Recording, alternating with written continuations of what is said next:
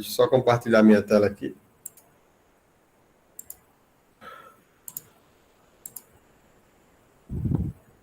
E como eu pedi para... Como a proposta também é tirar dúvidas, aí o Rodrigo falou sobre, disse que tinha dúvidas ainda relacionadas aos ajustes de curto e longo prazo, né, como utilizar. Né? Então, a gente também vai abordar isso aí, vai abordar também esse assunto, certo? Com relação à detonação, né? Então, primeiro, recapitulando aqui, o que vem a ser a detonação, né? O que pode causar a detonação? Então, basicamente, o que vai causar a detonação, deixa eu só abrir aqui, peraí. Aqui é o e-book, né, o PDF do nosso curso, está lá disponível para quem não baixou ainda. Então, basicamente, o que vai formar a detonação, o que vai provocar, né, que o motor bata pino, detone, grille, né, popularmente como a gente conhece, temperaturas ou fontes de calor, né, que também vai gerar temperatura na câmara de combustão. Então, dentro dessa visão aí, dentro desse conceito, será que a gente pode chamar assim, então, o que pode causar uma temperatura excessiva na câmara de combustão? Né? Então, a gente tem diversas possibilidades, desde problemas de carbonização, relação de misturar combustível, né, sistema de arrefecimento, que vai provocar alta temperatura, até o sistema de lubrificação pode entrar. Então, tudo isso vai causar, vai provocar a detonação. Combustível de má qualidade, né? Então, temperatura na câmara de combustão acima do normal. Então, o que pode causar essa temperatura? Uma mistura pobre causa uma temperatura acima do normal, tá certo? E a mistura pobre pode ser provocada por se for num cilindro, um injetor, e se for em todos, uma bomba de combustível com baixa pressão, por exemplo, como já peguei diversos casos e creio que várias pessoas já devem ter pego. O motor está grilando, detonando, e quando a gente vai testar, a pressão da bomba está baixa, ou então tem pressão, não tem vazão. Né? Então, tudo que pode causar uma mistura pobre tem que ser levado em consideração.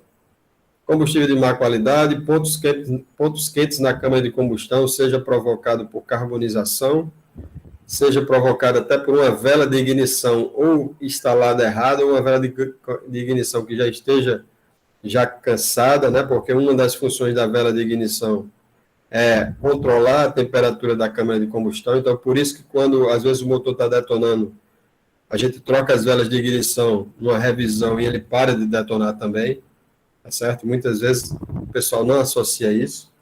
Né? Ponto de ignição muito adiantado, aí vale muito para os carros mais antigos, que tem distribuidor, então o pessoal erra em ajustar o ponto de ignição ou adianta porque quer mesmo, né? Lembre-se daí, e aí Anderson é escolado nisso, carros com gás, que o pessoal monta de qualquer jeito, adianta o ponto, fica bom no gás, a gasolina começa a detonar.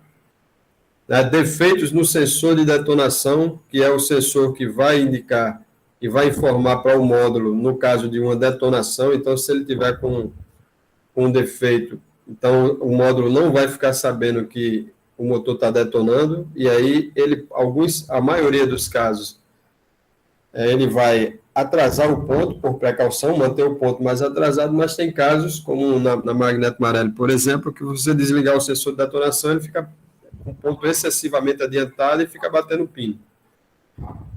Né? Ou o torque incorreto, principalmente quando esse veículo passa por um reparo de motor. O camarada pode apertar demais, então o motor vai detonar e o sistema não vai ficar sabendo, ou pode deixar folgado, aí o sensor vibra demais, entra numa frequência e amplitude que é a mesma de uma detonação, e o sistema começa a corrigir o ponto para tentar parar essa detonação, né, fictícia que está acontecendo. Então, se o sensor folgar demais, ele vai atrasar o ponto e o carro normalmente vai chegar reclamando de baixa potência. Tá certo? Então, se o motor estiver realmente detonando né, batendo pino, grilando, como a gente chama, o sistema ele vai atrasar o ponto, como também se o sensor tiver com um torque errado, também vai indicar a mesma coisa. Vai também causar a mesma coisa, melhor dizendo. Então, qual é a primeira coisa que eu devo identificar quando existe uma falha relacionada ao sensor de detonação? Essa é a diferença. E agora? Tudo bem. Eu sei que quando o motor está detonando, eu sei qual é a função do sensor de detonação, eu sei quais são as causas de uma possível detonação, mas como é que eu faço para distinguir na hora que eu tenho uma falha relacionada ao sensor de detonação? Né? Porque a teoria eu já sei, mas como é que eu faço para distinguir? É simples, porque quando você, relativamente simples, digamos assim, porque quando você, se você tem uma falha voltada para o sensor de detonação, a primeira coisa que você tem que observar é se o motor está realmente detonando. Esse motor realmente está detonando, porque o motor detonando, normalmente ele vai detonar, tá certo? Com o motor em carga. Dificilmente você vai ter um motor detonando com um veículo parado sem carga. A não ser quando, por exemplo, acontecia muito no passado, que tinha mais carros com distribuidor, estava o ponto excessivamente adiantado. Você baixava, você acelerar com o motor parado, você escutava o motor detonando. Mas, normalmente, a detonação ele vai ocorrer quando o motor está em quê? Ele está em carga. Então, eu tenho que observar o quê? Esse motor está detonando. Liguei o motor. Está detonando o motor em marcha lenta? Dificilmente você vai encontrar esse caso. A não ser que outra possibilidade é quando o motor está superaquecido. Aí você liga ele pode de vez em quando dar uma detonada, ou então com aceleração, acelerando pode detonar. Mas, normalmente, voltando, isso só vai acontecer quando você estiver em carga. Então, é botar o carro em rodagem, em carga, e ver se ele realmente está detonando. Tentar escutar, levar o scanner,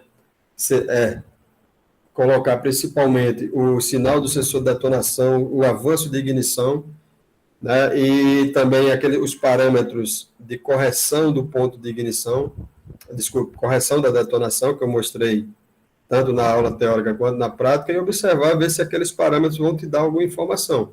Se o motor realmente detonar, você vai observar no parâmetro de correção de detonação a informação que aquele cilindro está detonando, e principalmente o avanço de ignição ele vai ficar atrasado. Agora, muitas vezes, a questão é que, muitas vezes, agrava a falha relacionada à detonação, DTC, mas o motor não está detonando. E aí, normalmente, nós vamos ter, quais são as possíveis causas que nós vamos ter? Nós vamos ter, ou, como eu já citei exemplos, de problemas, o sistema está causando falha de detonação no momento da partida. O motor não detona no momento da partida, né? Então, se no momento da partida o motor está detonando, só no momento da partida, provavelmente eu tenho alguma coisa ligada aí ao sistema de carga e partida. Aliás, qualquer defeito que acontece sempre quando eu dou a partida, é bom sempre ter atenção ao sistema de carga e partida, aterramento, alimentação, porque normalmente vai ter ligação com esse sistema. Aí o sistema fica causando um defeito, diversos tipos de defeito, e um deles pode ser detonação. Outra possibilidade é de estar o sensor de detonação com defeito ou com torque errado, como a gente já citou, e aí eu vou passar um pente fino nesse sensor, vou ver se ele está com torque correto, vou ver se não tem, como eu citei na aula lá, isolamento entre o sensor e o bloco do motor, vou ver a parte elétrica e vou testar ele, ver se ele está dando sinal de retorno, se ele está funcionando, né? Então, passar um pente fino no sensor. E a outra condição que tem acontecido bastante, tá certo? Que é melhor, que acontece com bastante frequência, é se não tem alguma vibração, aí eu vou ter que partir também para a minha sensibilidade como pessoa e profissional, se não tem algo que está causando uma vibração no motor, que não é a detonação, mas faz a vibração, né?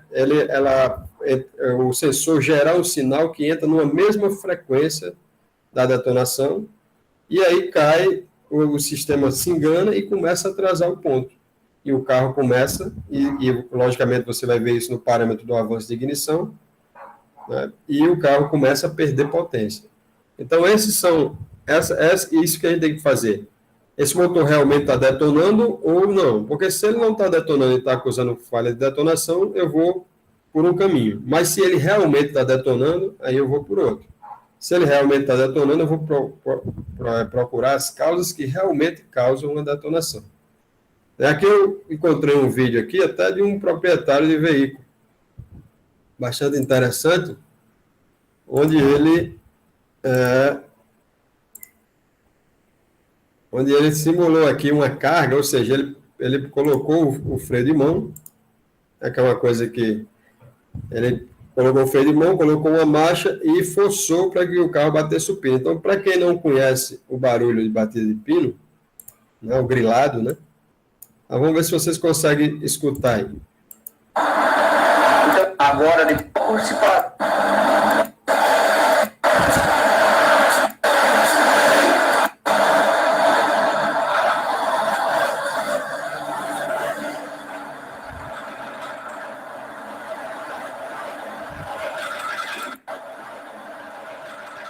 Agora deu, Paulo. Agora dá para escutar a zoada. Agora dá. É só ramo de ferro, né? Deu para ver, Rodrigo? Agora deu. Alto e claro. Pronto. Só que esse barulho aí é contínuo, né? Quando você está subindo uma ladeira, né? Uma constante. Então ele fica o tempo todo. Né? Esse grilado, como a gente chama. Ou então é semelhante a um pino batendo, né? Então, o que a gente escuta, existem teorias que dizem que esse barulho é apenas resultado do choque de pressão, né? Porque você tem a detonação espontânea e você tem a fonte de pressão da detonação espontânea e você tem a fonte de pressão gerada pela ignição do veículo. Então, esse ruído é simplesmente um resultado desse choque de pressões. E eu tenho uma outra teoria também que diz que realmente o pistão vibra. O fato é o seguinte, é que o motor, quando está detonando, muito tempo detonando, quando a gente chega ao ponto de quebrar o pistão, principalmente ali na borda dele. Né? O último que eu vi esse caso foi um Corsinha, né? Estava detonando, e o camarada tentando resolver, não conseguia, um mecânico, né, colega meu, o carro dele. E aí, quando ele foi, já era tarde demais, o motor parou, começou, quando abriu, quebrou as bordas. Ou seja, então existe realmente uma vibração, um contato do pistão, né, com o cilindro, né? E o barulho é bastante alto. Independente de uma coisa ou outra, é a gente reconhecer, esse motor realmente está detonando, porque aí sim eu vou poder ter uma decisão ou outra, ou eu vou buscar as causas de uma real detonação. Agora, sempre o aconselhável que eu siga é o quê? Primeiro eu constato se o sensor está funcionando bem, se ele está, a parte elétrica, o circuito elétrico dele está bom, e se ele está tensionado e se ele está funcionando, mostrando o resultado. Aí tem os testes que a gente tem lá na aula prática, né, com frequencímetro, com voltímetro e até, para quem já trabalha com osciloscópio, pega também com osciloscópio.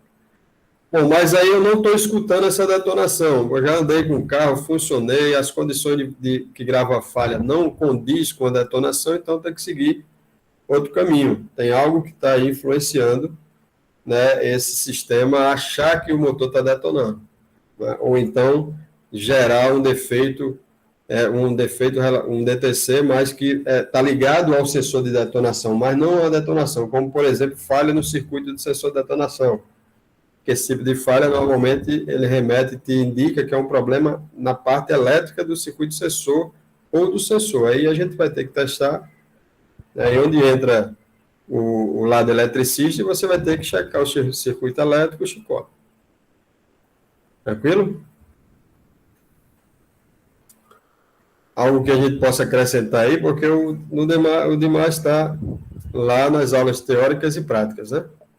Paulo, eu tinha até notado Esses dias a resistência física do sensor de detonação, porque através do seu curso que eu me dei mais conta da necessidade do torque correto. Um torque incorreto seria para mais e para menos. Para menos deixaria, vamos dizer, solto. Para mais você quebraria, e o sensor é plástico, eu só conheço o plástico, né? Mas ele tem um anel, né, no centro, que às vezes o camarada aperta demais, mas não chega a quebrar. Pode apertar muito acima do normal e não chegar a quebrar, o que vai fazer com que ele não vibre. Ou melhor, que a vibração não seja suficiente para gerar uma tensão, né, e uma frequência necessária para o sistema identificar. Mas, de fato, se o aperto for realmente muito forte, aí vai quebrar a peça, não tem jeito. Agora, a resistência, só para completar, a resistência, a gente até testa a resistência, mas eu não me oriento muito pela resistência. A resistência é aproximadamente meio mega, né? 500 quiloohms. Mas eu já testei sensores que estavam resistência maior, ou às vezes até nem mostrava a resistência, que ele gerava o sinal. Na verdade, o carro não tinha defeito nenhum e o valor de resistência não está, digamos assim, que naquele caso não serviu como referência, né? O ideal é mesmo você colocar lá o sensor com o sensor no lugar e fazer ele gerar o sinal. Ou a não ser como a gente vê, por exemplo, não sei se você já teve a oportunidade, mas em algumas feiras o camarada tem lá o sensor numa banquinha, torqueado, com o torque certo, você vai lá, dá uma pancada e você vê que ele gera o sinal. Mas o que é que o pessoal normalmente vou testar o sensor, tira do local, vai e testa batendo nele na bancada. Bom, mas o sensor não está na condição ideal de funcionamento dele lá, você está com ele fora. Então, é melhor para que você tenha um teste conclusivo, seja feito no local com o componente com o devido torque, né? Essa é a maneira correta. Como é, Anderson? Esses dias, num grupo que eu participo, nos grupos que eu participo aqui, tinha um caba louco, meu amigo, um caba doido com o motor do carro dele. Parece que o carro era um ano e ele botou um motor mais novo e a central, resumindo, o carro estava detonando, trelando. Eu digo, meu amigo, o mapa de avanço desse carro é compatível? O cara mudou o motor do carro, o carro dele era mais antigo e ele botou um motor mais novo, com um sistema de injeção. O meu amigo, sei que o carro estava quase em 2 anos. O sistema de ignição também, o sistema de avanço, tudo isso aí volta. Ele estava endoidando porque, eu acho que, por pouco conhecimento, porque se ele tivesse um mínimo de conhecimento, ele ia saber que cada motor tem seu sistema específico, né? É verdade, é verdade. Aí o cara, às vezes, pega um motor, não, esse motor aqui é do Corsa, então vamos botar. Aí pega o do Corsa se eu não me engano, era 99, bota no Corsa 2009. Eu acho que era um Fox, se eu não me engano. Assim, sem contar também que a gente... O leigo, ele vai pelo visual, né? Esse motor é igual a esse, aí pega um módulo de injeção, aí pega a caixa por fora igual, tem o mesmo pinout. Taxa de compressão diferente, tudo diferente, né? Por isso que é importante aquilo que a gente citou na aula passada, de que sempre quando a gente está com um problema, né? A gente, se tiver oportunidade, a maioria dos sistemas tem hoje, você verificar se o VIN do carro está correto, está batendo, né, o VIN do carro com o Reginaldo, não sei se deu certo ou não, eu cliquei aqui, entrou aí. Aqui tem... Não sei se ele entrou. Está aparecendo aqui as caixinhas aqui para mim, solicitação de entrada, e quando eu vou clicar, aí some a caixa. Mas então... Está mostrando 7 pessoas, com certeza entrou. Ah, tá aí, Reginaldo. Boa noite. Mas só isso, quando a gente está com os pepinos, o pepino dos pepinos, que aí você já verificou quase tudo, né? Porque aí o cara fala assim, eu já verifiquei tudo e não consegui resolver. Não, tem alguma coisa que está faltando aí. Mas você verificou quase tudo, aí é conferir os componentes se realmente está batendo com o veículo, né? Porque a adaptação aí é o que a turma faz, né? Tem muita gente que faz, né? Aquela galera lá que a gente está visitando no bate-papo, né? O cara pega num lugar igual está funcionando, tá? Então, tchau. Passa para outro. Né? Mas é porque pulam as etapas, né? Pronto, eu peguei um Renegade, hoje é quinta, né? Terça-feira. Renegade 2020, com 11 mil quilômetros. 11 mil quilômetros rodados. O sistema de freio de estacionamento dele é eletrônico, né? Só um lado da pinça que estava liberando. Só o lado direito, o lado esquerdo não estava. Fui lá no motor elétrico, testei. Nada de chegar à alimentação. Tirei só o motorzinho, porque você consegue tirar o motorzinho, joguei para o outro lado. O motorzinho estava bom, fiz os testes. Acionei o motor, tirei a tomada fora e fiz os acionamentos, a pinça fechava, abria. Aí vamos lá, continuidade até o módulo de ABS. Perfeito, porque eu vi que esses carros têm histórico de torar o chicote. Perfeito. A alimentação do módulo de ABS, todas as alimentações perfeitas. Aí fui conversar com o pessoal. É um histórico agora grande desses carros aí. Já tá dando problema no módulo de ABS, o carro trava a roda e carro novo, fiquei impressionado. Às vezes você fica até querendo não acreditar, né? Isso aí, inclusive, foi, não sei se é o mesmo defeito, mas uma época eu estava vendo o recall, né? Que esse carro, uns, sei lá, 1 ano e meio atrás, 2 anos. O recall que eu vi, eu não sei se é do chicote, porque eu vi muito do chicote, sabe, Paulo? Ele torava o chicote lá no pé da pinça, mas esse eu fiz continuidade, fiz tudo. Porque não, era defeito ele do tem um módulo. drive. Era defeito do módulo.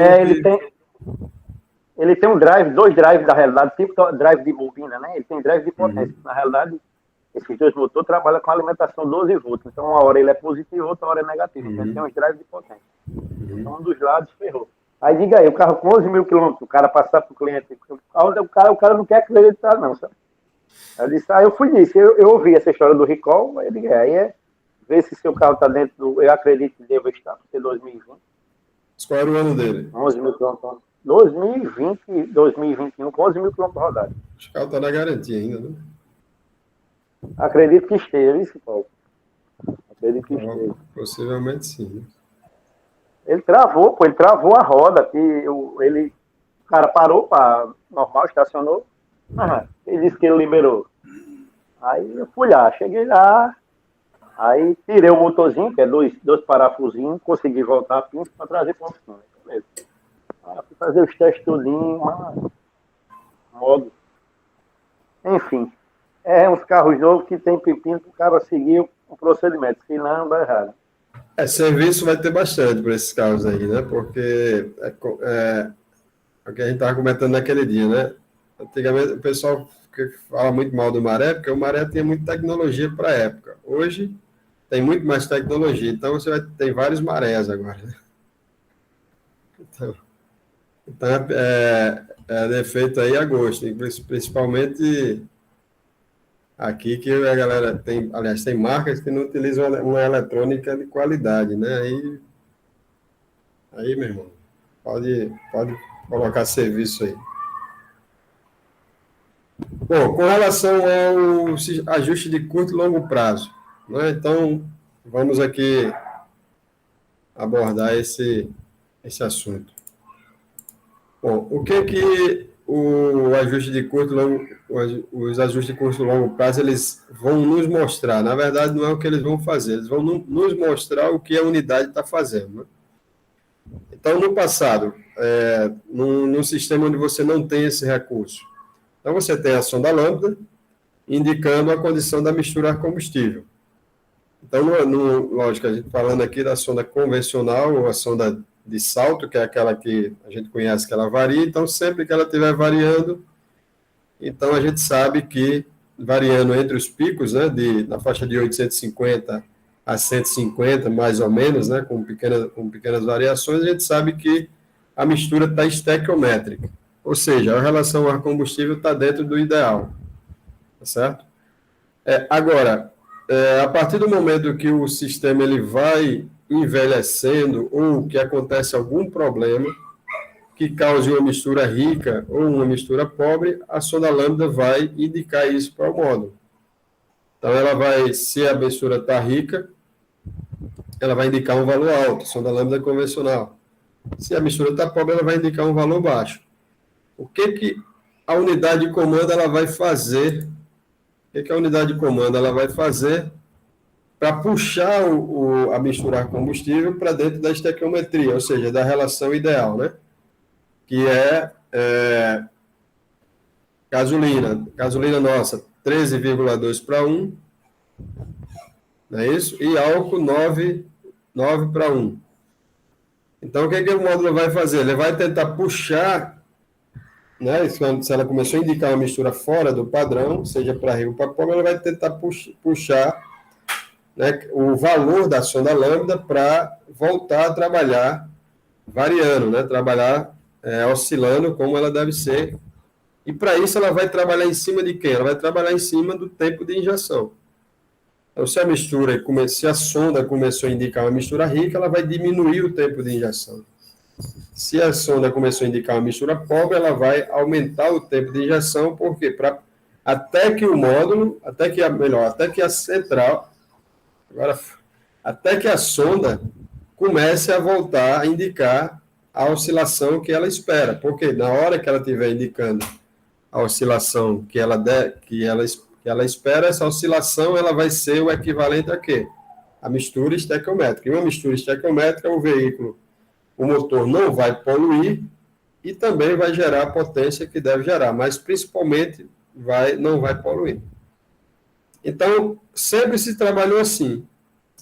Os módulos, os que têm sonda lambda, né, desde que existe sonda lambda, o sistema sempre trabalhou assim, em fazer o ajuste da mistura, com raras exceções de alguns sistemas no passado, mas sempre trabalhou assim. Quando a sonda começa a indicar, ele vai ter que corrigir o tempo de injeção. Mistura pobre, ele começa a enriquecer o tempo de injeção. Mistura rica, vai começar a empobrecer. É claro que, trabalhando em cima do tempo de injeção, o módulo vai ter um limite para isso, para corrigir isso. Porque se tiver uma mistura excessivamente pobre, por mais que ele compense, ele não vai conseguir, por mais que ele aumente o tempo de injeção, ele não vai conseguir enriquecer essa mistura. Ou seja, se eu tiver por exemplo, eu tiver uma bomba de combustível que a pressão, né, ela vai trabalhar com 4 graus de pressão e ela está trabalhando com 1,5, ela pode até funcionar na marcha lenta, mas quando começar a acelerar, o sistema não vai conseguir compensar isso, porque a mistura vai começar a ficar excessivamente pobre. O contrário também é verdadeiro. Se a mistura está excessivamente rica, por mais que ela diminua o tempo de injeção, ela não vai conseguir corrigir isso. Beleza. O que é que o ajuste de curto prazo, os ajustes de curto prazo e longo prazo, eles vão indicar para você? Eles vão indicar para você a correção, o quanto de correção que a unidade de comando está fazendo. Então, quantos por cento, né, falando no valor em porcentagem, quantos por cento o módulo está tendo que compensar o tempo de injeção, né, para poder corrigir esse desbandamento da mistura para rico ou pobre. Então, é isso que ele vai te mostrar. Por quê? Porque a partir do momento que a sonda, o módulo detectou uma mistura fora do padrão e ele fez a correção em cima do tempo de injeção e conseguiu corrigir, né? Está dentro do limite dela, conseguiu corrigir. A sonda vai trabalhar dentro do normal, ok? Mas, se essa correção passar de um determinado limite, mesmo que a sonda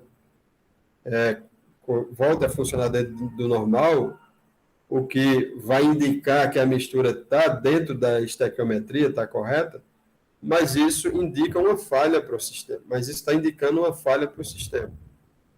Né? Ou seja, ele conseguiu compensar, mas teve que ajustar demais o tempo de injeção, e isso passou de um certo limite, e isso indica uma falha no sistema. Então, os ajustes de curto e longo prazo vai ser uma ferramenta para o profissional conseguir saber o quanto a unidade de comando está tendo que corrigir. Né? Quanto ele está tendo que corrigir. Então, ela vai te mostrar. Então, por mais que a sonda esteja trabalhando normal, e no passado, o que acontecia? O sistema fazia a correção, a sonda voltava a trabalhar normal, mas aí gravava a falha lá, a sonda indica a mistura pobre, no caso de uma mistura pobre. O inverso também. A mistura estivesse muito rica, o sistema começava a diminuir o tempo de injeção, gravava a falha, a sonda indica a mistura rica, e você ia lá na sonda, a sonda estava trabalhando normal. Pô, como é que pode? Esse negócio está indicando, o DTC, o código de falha, está indicando que a sonda está indicando que a mistura está rica ou pobre, mas eu estou aqui na sonda, a sonda está trabalhando normal. Aí entra os ajustes de curto e longo prazo que vão te avisar, diz, ó, a sonda, o que ele vai querer dizer quando você faz o confronto?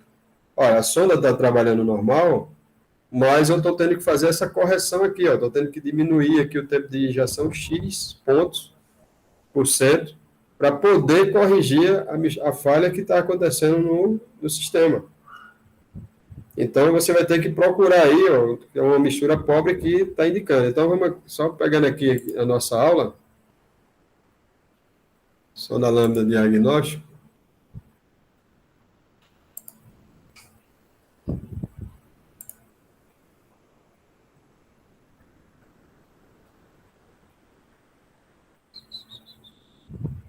Aula 38, 37, a parte 1, né? Diagnóstico da sonda. Deixa eu adiantar.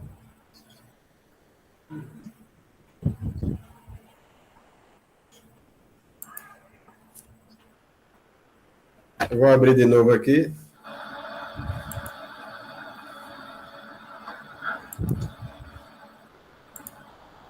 Bom, então, o que o sistema está me informando aqui? Apesar de nós termos aqui a sonda lambda do banco 1, ela funcionando, digamos, a contento, né, dentro da faixa de trabalho dela, a sonda lambda do banco 2 também, mas nós temos os ajustes aqui totalmente desviados. Nós temos o ajuste de curto prazo menos 11, tá certo? Com uma pequena variação, ok? E o ajuste de longo prazo em menos 17. Então, o ajuste de longo prazo, de curto prazo, ele varia sempre porque ele tem uma ligação direta com a sonda. Então, se a sonda, de acordo com o comportamento da sonda, ele vai ter uma variação imediata, né, a curto prazo, né, isso aqui remete esse nome, né, a variação da sonda. Então, ele está sempre acompanhando o comportamento da sonda. Já o de longo prazo, não, ele é um valor fixo, né, que está ajustado na memória.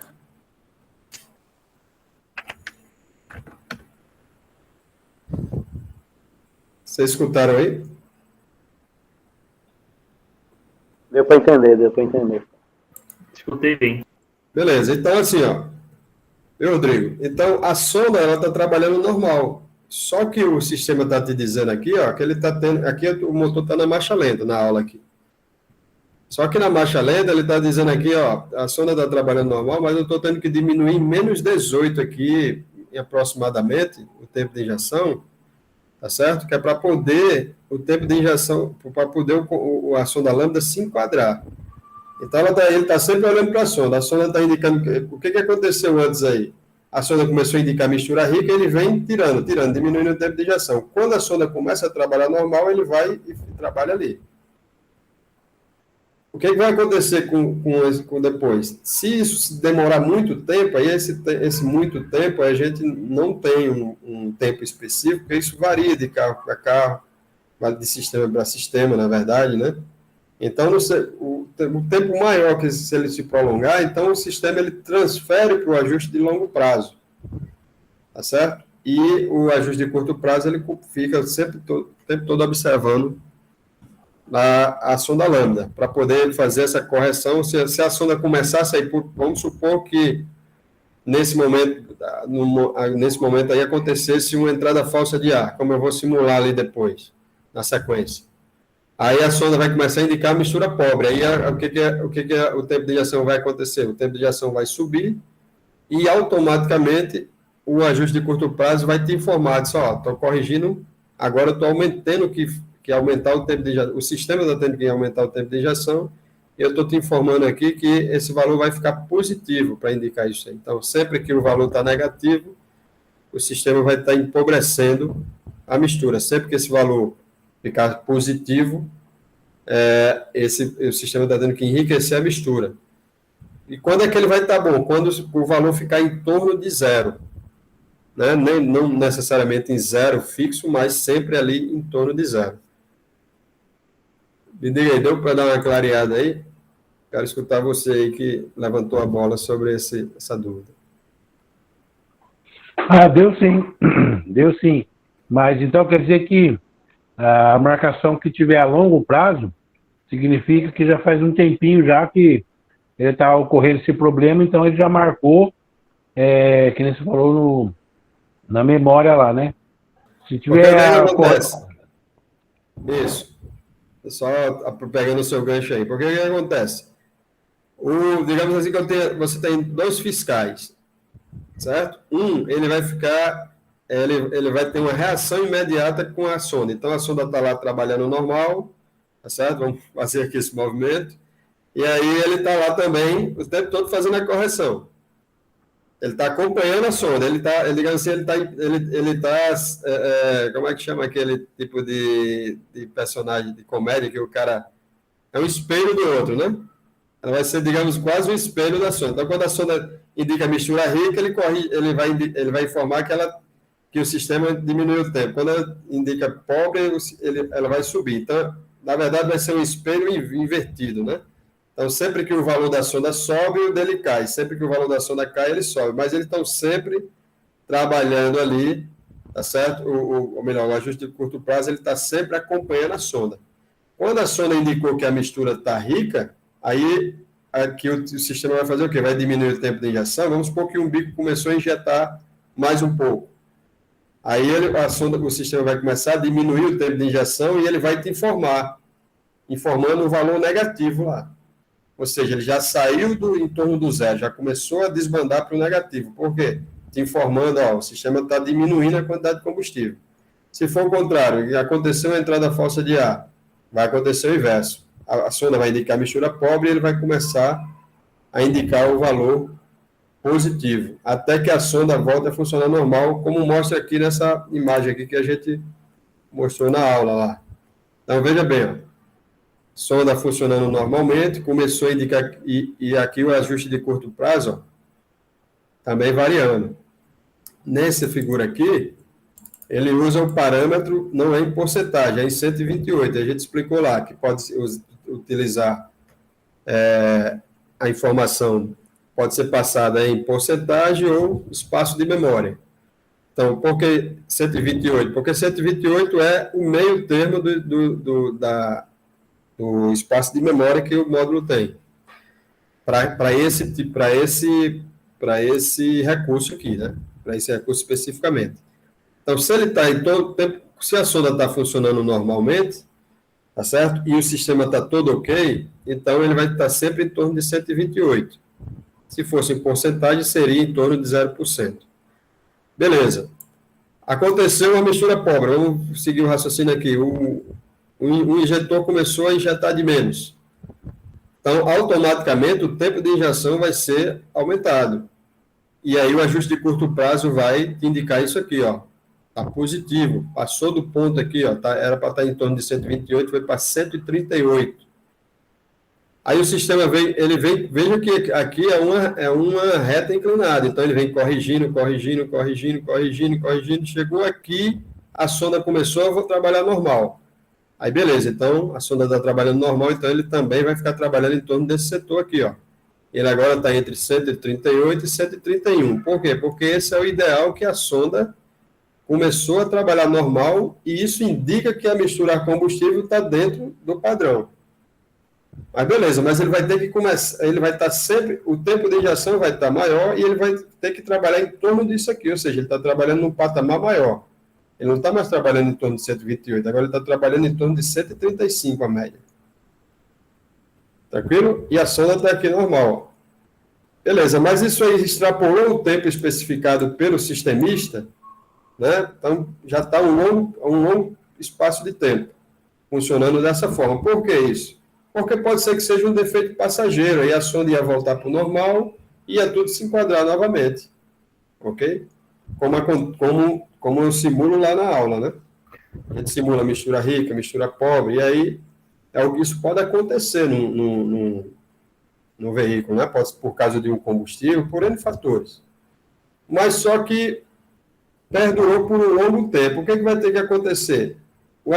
O sistema vai ter que transferir, ele vai transferir essa correção para um outro ponto. Que outro ponto é esse? É o ajuste de longo prazo.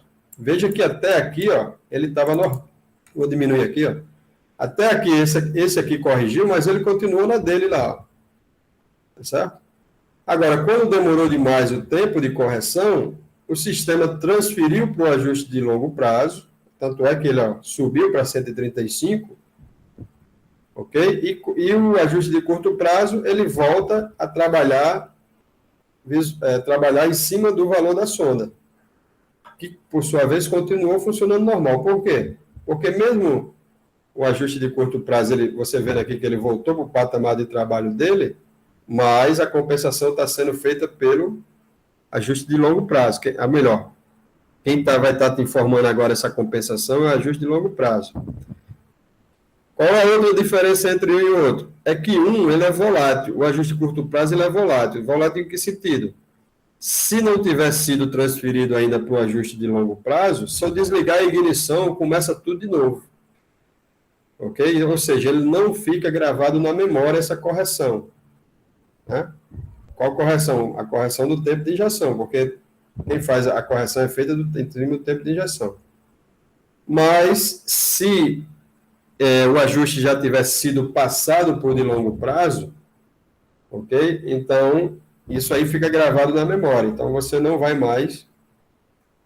ele não vai ser mais volátil a um desligamento da ignição, por exemplo, ou da bateria, porque isso está registrado na memória, tá certo? E daí só vai ser apagado se eu resetar os parâmetros, né, de ajuste de combustível ou parâmetros de sonda lambda, como, dependendo do sistema, vai ter lá. Por isso que, quando a gente vai, pegando esse gancho aí, quando a gente vai resetar parâmetros, né, os veículos hoje vêm com vários resets diferentes. Por quê? Porque se eu fiz só a limpeza do corpo de borboleta, eu vou resetar só os parâmetros do corpo de borboleta. Se no passado, em alguns sistemas, melhor dizendo, às vezes quando eu reseto tudo. Aí eu fiz a limpeza do corpo borboleta, resetei tudo. Aí resetei ajuste de combustível, resetei vários tipos de parâmetros, vários tipos de ajuste diferente do sistema, aí vai ter que o sistema todo se enquadrar novamente. Isso vai levar um tempo. E a gente tem que ter essa ciência, porque quando eu reseto os parâmetros, se resetar tudo, aí onde acontece casos que o sistema o veículo nem pega, porque você reseta também, em alguns casos, e a gente já trabalhou isso, já abordou isso aí nas aulas, na aula de sistema Flex. Mas quando eu reseto inclusive o ajuste de AF. Aí o carro está com álcool, ele vai para gasolina ou vice-versa. Porque dependendo da pré-setagem, ou seja, do ajuste básico lá na fábrica, esse módulo ele pode vir ajustado para gasolina ou para o álcool. E aí o que vai acontecer? Na hora que ele perde a informação, ele pode ir para a gasolina ou pode ir para o álcool. A maioria vai para o álcool, né? Então tem que ter esse cuidado também com relação a resets. Por isso, quando você abre, às vezes, em ajuste, você tem vários resets. Reset do corpo borboleta, reset dos parâmetros do pedal do acelerador, porque também existe, a gente também abordou isso aí, existe também uma tolerância. Os sistemas modernos, eles têm uma autoadaptatividade em diversos componentes diferentes, né? Porque tem as margens de tolerâncias, e aí isso não acontecia no passado. Mas voltando aqui... Oi. Em plena carga, o sistema está funcionando bem se ele ficar em 900 volts linear, não é isso? Abaixo disso, pode ser identificado como um problema, isso é uma regra? Não, em plena carga, você está falando da sonda? Sim, da sonda. Aqui no gráfico, que eu já uma vez coloquei no scanner, e quando eu acelerei com o ar-condicionado ligado, deixou de ter esse gráfico subindo e descendo, vamos dizer assim. Da sonda? Da sonda. Quando a gente faz uma aceleração brusca, que a gente está querendo potência, aí duas coisas vão acontecer. A sonda vai ficar indicando mistura rica, porque linear, realmente... Isso, Ela não ficou em 900? Foi. Não, porque minha dúvida agora é o seguinte, ela está perfeita em marcha lenta quando ela está oscilando entre 100, 150, 850, 900. Mas em plena carga, ela não fica oscilando, ela fica linear, quer dizer, ela não fica Mas em plena carga que você está falando, no momento da aceleração? No momento da aceleração. No momento da aceleração, tanto é que, como a gente citou também na aula, nesses momentos de aceleração, o sistema trabalha em um circuito aberto. Vai aparecer lá Open Loop. Se eu tiver numa carga muito alta num veículo, com pesão lá embaixo, o sistema trabalha em circuito aberto.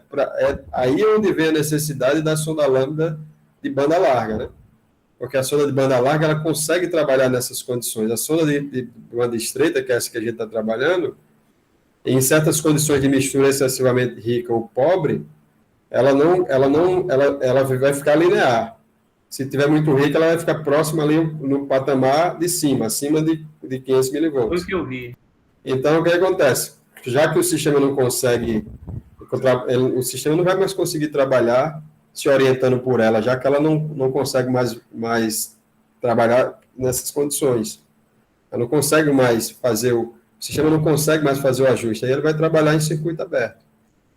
Entendeu? Então, isso é A normal. velocidade, Paulo, da oscilação também é um fator a ser observado, né? Eu estava lendo em algum lugar isso, acho que foi até na sua apostila, né? Nas aulas a gente abordou isso, por isso que a necessidade de fazer o diagnóstico avançado, né, com o osciloscópio, porque aí você consegue fazer as medições e saber se a sonda está oscilando, né, no tempo certo, se ela está com a frequência certa, né? Mais alguém aí levantou. Sim, só para complementar aqui a questão do ajuste de longo prazo. Então, um detalhe que a gente está observando, que inclusive eu já citei para vocês em alguma aula, é que o padrão BD2, ele vem evoluindo. Então, o ajuste de longo prazo, em alguns sistemas mais atuais, a gente vê que quando o ajuste de longo prazo, de curto prazo, ele começa a oscilar, rapidamente o ajuste de longo prazo já entra também. Eu estou citando isso só para alguém não pegar aí um veículo e dizer, pô, ele disse que ia demorar um tempo para poder entrar, para poder o ajuste de longo prazo variar. E eu estou vendo aqui que o ajuste de longo prazo já está variando, porque tem sistemas que funcionam assim, principalmente os sistemas mais atuais, entendeu? Mas a lógica é a mesma. A lógica com relação a quê? E com relação ao ajuste de curto prazo, ele é volátil, o ajuste de longo prazo ele fica gravado na memória. E o importante também é a gente saber lembrar para vocês que o ajuste de longo prazo, dificilmente você vai pegar um carro já rodado, para o ajuste de longo prazo ele está em zero, ele sempre vai estar um pouco para negativo ou um pouco para positivo, dependendo do que tenha se desgastado ao longo do tempo, porque é natural isso, né?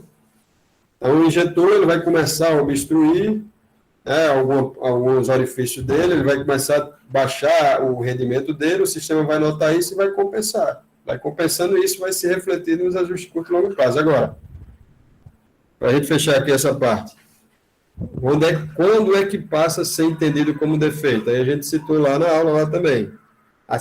Entre 25% a 35% para mais ou menos é quando o módulo vai indicar que aquilo realmente é um defeito, é uma falha.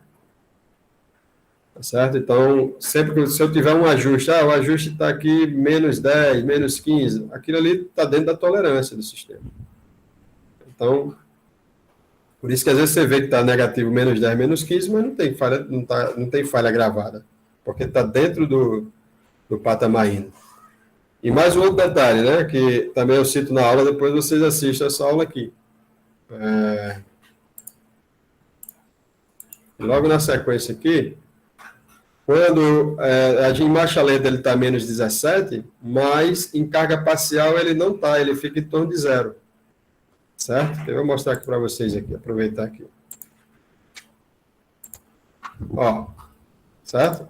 Eu estou aqui 2.398 RPM, e onde foi o ajuste de curto prazo. Tá certo? E o de longo prazo está aqui ainda, menos 17. Esse veículo é o quê? 2011, já é um sistema mais antigo.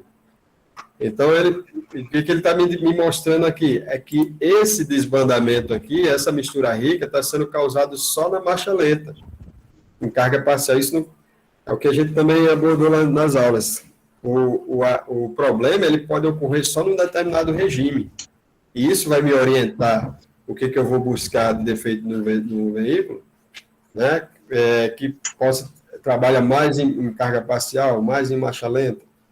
Isso também me ajuda. Quando eu estou começando, eu tenho que pegar tudo. Está indicando mistura rica, então vamos aqui. O que pode indicar uma mistura rica? Injetor, pressão de bomba alta, e outras coisas que não tem nada a ver com alimentação de combustível diretamente. sistema de ventilação do cárter, né, válvula de controle de purga do canister, tudo isso a gente tem que levar em consideração, né? Porque são coisas que vão indicar, não uma mistura rica real, mas sim uma maquiagem, digamos assim, né? Porque ele está entrando vapores que vão diminuir a quantidade de oxigênio, vão, entre aspas, assim, diminuir a quantidade de oxigênio, vão sujar a mistura, né? A combustível. Gesselino levantou a mão aí. Boa noite, professor. Boa noite a todos. Professor, o senhor está me ouvindo? Estão me ouvindo? Ok. O senhor falou aí sobre o AF. Quando eu tenho lá no meu scanner, eu estou lá com etanol no tanque lá, 100% de etanol lá. E aí eu tenho lá no meu scanner a opção de fazer o AF. Como eu já vi o AF para o ajuste, né, lá do combustível lá, para etanol, gasolina ou a mistura, né, o AF geral lá. Estando eu com etanol, eu vou fazer apenas para o etanol? Sim, sim. Tem sistemas que dá a opção para você colocar a porcentagem, né? Sim. Tantos por cento, mas tem sistemas que você ou vai botar para o álcool, ou vai botar para a gasolina, ou vai colocar meio a meio. Por isso que é importante você fazer aquele teste alcoólico do combustível. Você já pegou o PDF lá no site?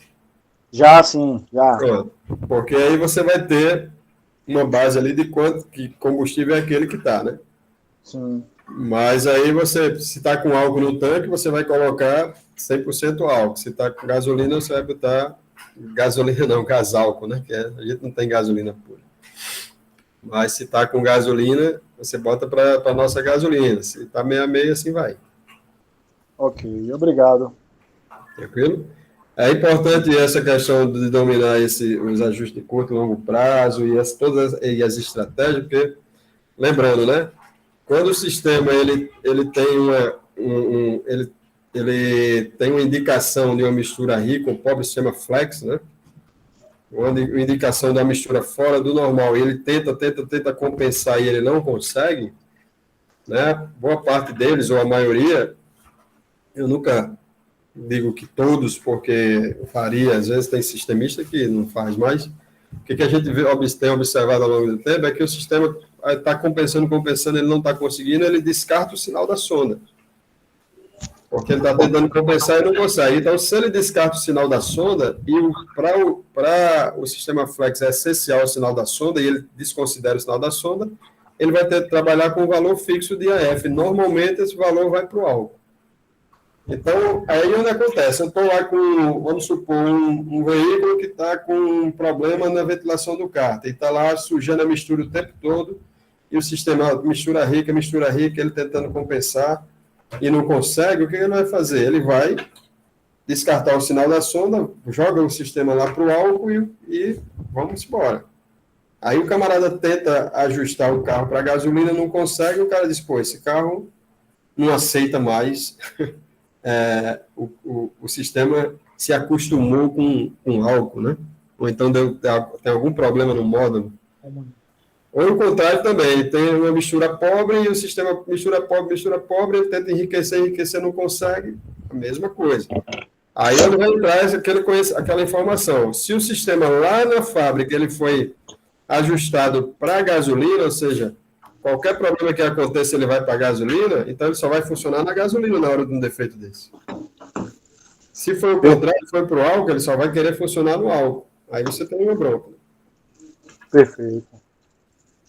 Então tem que memorizar essas coisas, porque na hora do diagnóstico, aí onde tem um aluno que sempre fala, muita teoria, eu gosto mais da prática, não sei o quê.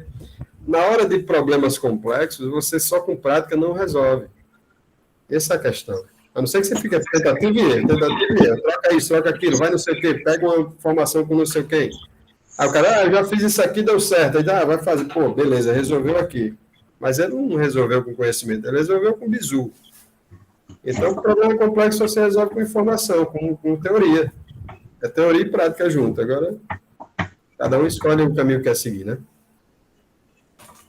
E aí, Rodrigo, deu claro aí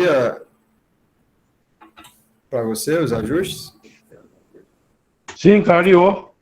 Ajudou bem, sim. Oh. Então, ele vai ser... Tem pessoas, tem clientes que chegam aqui e falam que toda vez que ele coloca, um exemplo, álcool no carro, o carro não vai, só vai na gasolina, porque no carro a álcool fica falhando, entendeu? Então tem relação a isso aí, então. E tem deles que é vice-versa, né? Pois é, você tem que observar, pô, se o carro só tá funcionando num combustível, será que tem alguma coisa que esteja causando essa... Aí onde é que você vai observar? Você vai observar o comportamento da sonda, principalmente, o que eu faço normalmente quando eu pego um caso desse ou semelhante? Eu reseto os parâmetros, eu até já passei isso aí para vocês, reseto os parâmetros, tá certo? Vai ficar tudo zero, e o que vai acontecer? Quando eu funcionar o veículo, a sonda vai começar a me indicar o comportamento da mistura. Porque se eu resetei os parâmetros, ou seja, eu anulei as adaptações de ajuste de combustível. Certo? Só um instantinho, peraí. Então, se eu resetei os parâmetros, então o sistema não está mais adaptado. Quando eu ligar o carro, se a mistura estiver rica, a sonda vai começar a indicar a mistura rica. Aí você vai observar o ajuste. Aí o ajuste começa a te mostrar que o sistema está compensando. O que você vai descobrir? Existe uma mistura rica aqui. Entendeu? Então, lógico, vamos supor, o carro está com gasolina, o AF está para gasolina, beleza. Aí eu reseto tudo e vou observar a sonda. Funciona o carro e observa a sonda. Mistura rica. Opa, o carro está indicando, existe uma mistura rica aqui, o sistema pode estar desbandando aqui, desajustando por causa dessa compensação. Ela está tentando compensar isso aqui e não está conseguindo. E aí eu vou trabalhar em cima do que pode causar a mistura rica ou uma possibilidade de alguma coisa estar surgindo a mistura. Quais são as coisas que normalmente surge a mistura? Se o sistema estiver limpo, direito, tudo certinho, ou é válvula de purga do cano, alguma coisa ligada a ela, ou ventilação do cárter. Isso aí é o mais comum, né? Tá certo? Então, assim, você já tem um caminho a seguir para resolver o seu problema aí, né? Então, usando as ferramentas e conhecendo as ferramentas, equipamento, como funciona toda a lógica de funcionamento do sistema, os parâmetros de ajuste de combustível, aliás, os parâmetros de ajuste de um modo geral, como a gente citou na aula passada, ajuste de combustível, ajuste de curto e longo prazo, ajuste de correção de ponto de ignição, que a gente citou ainda agora no início da aula. Todos aqueles ajustes servem para isso, para você saber como é que o módulo está se comportando. Né? Porque às vezes ele se adaptou, mas ele está dizendo, estou tendo que fazer isso, estou tendo que fazer aquilo. E vai ser em cima desses parâmetros de ajuste. Pois não, Luciano?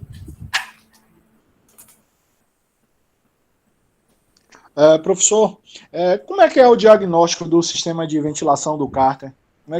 Como é que eu posso chegar até esse diagnóstico? Mas, na maioria das vezes, é simples. A primeira coisa que você vai fazer é desabilitar ele. Como é que você desabilita ele?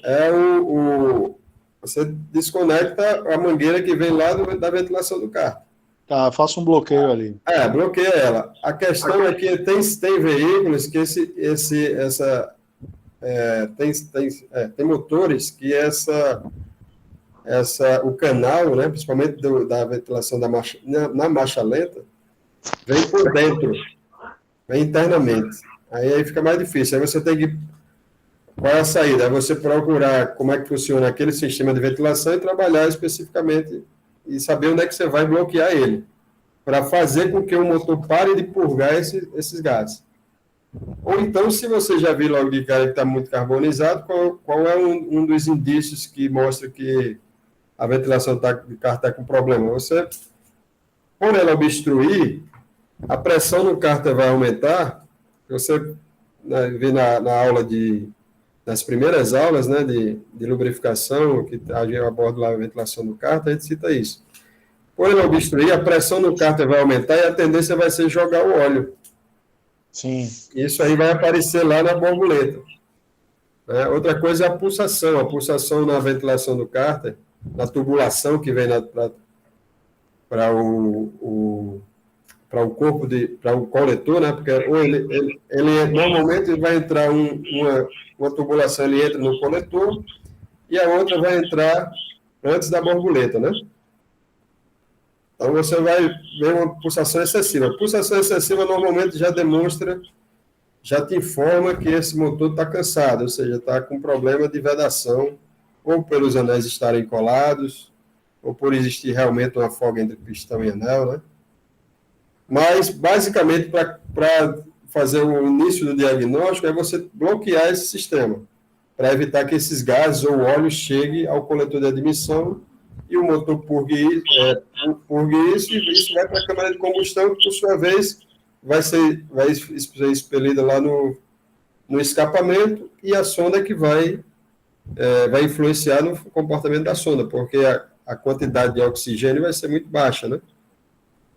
Se você tem se você não tiver óleo, mas você vai ter gases excessivos, esses gases do cárter vão ter resto de combustão, por sua vez vai ter combustível, né, hidrocarbonetos, e aí esses gases excessivos eles vão ser admitidos pelo motor, vai se misturar com a misturar combustível, e daí o resultado disso vai ser a sonda indicando que a mistura está rica. Então, o primeiro ponto é você elimina. Teve mudança no comportamento da sonda e no ajuste de curto e longo prazo? Teve. Então, o problema está por aqui. Aí você vai trabalhar em cima da ventilação. Ok, obrigado, professor. E a mesma coisa é um procedimento muito simples e prático, né? A mesma coisa com a válvula de purga do canister. Você identifica de onde é que vem, qual é a tubulação, identifica ela, elimina ela. Fechou ela. Mudou o comportamento da sonda lambda? Mudou. Então, o problema está por aqui. Ok. Certo?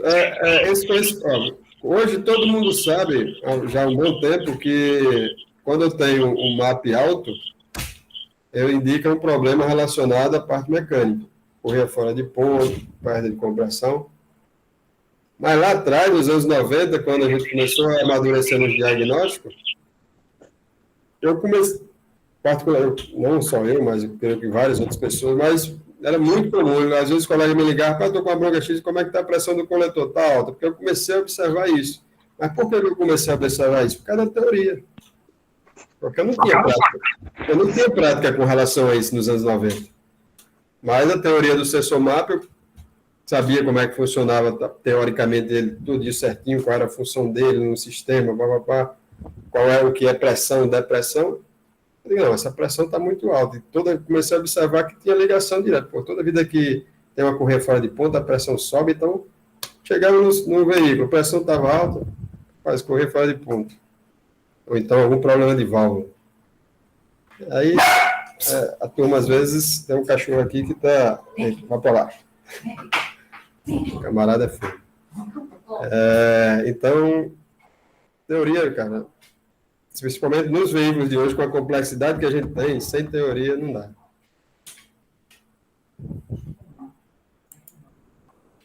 Bom, para quem não chegou, a gente abordou sobre a parte de detonação, para quem chegou depois. Aí eu estava mostrando para o pessoal aqui o ruído, né? Para quem não conhece o ruído da detonação do grilado, eu vou só repetir aqui. Aí depois pode assistir lá no canal, que eu vou botar o vídeo lá no canal.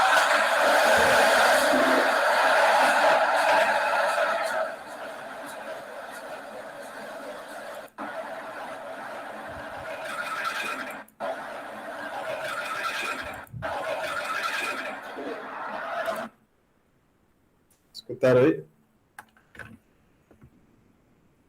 Quem não tem escutado?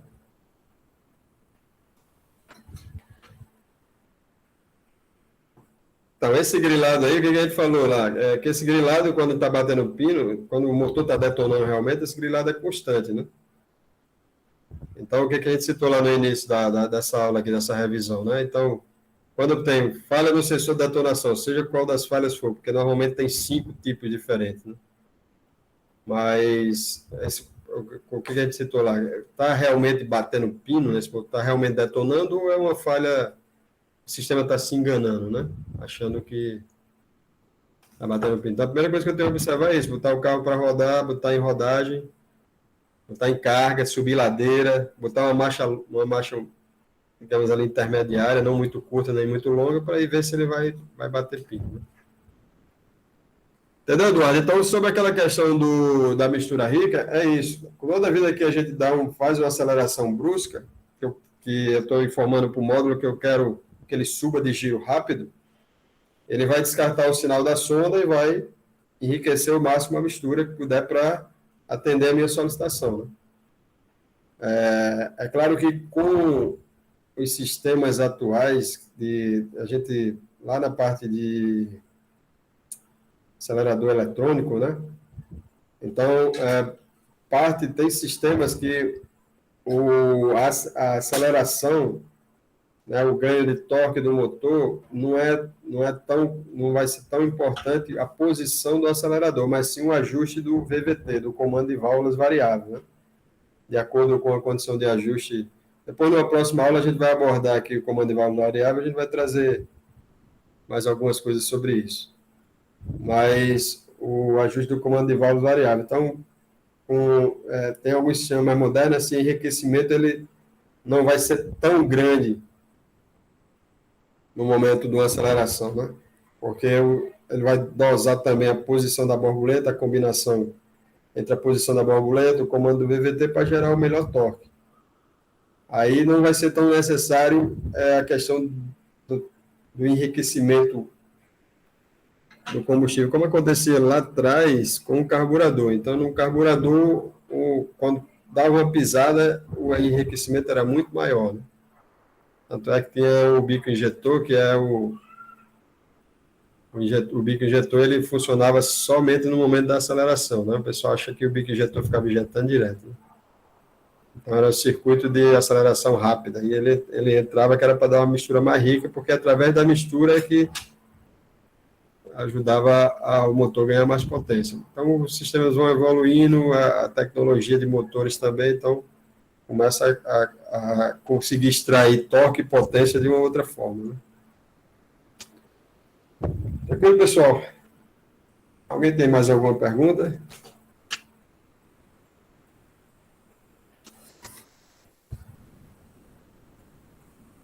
Tranquilo, de antemão, só para tirar das dúvidas, né?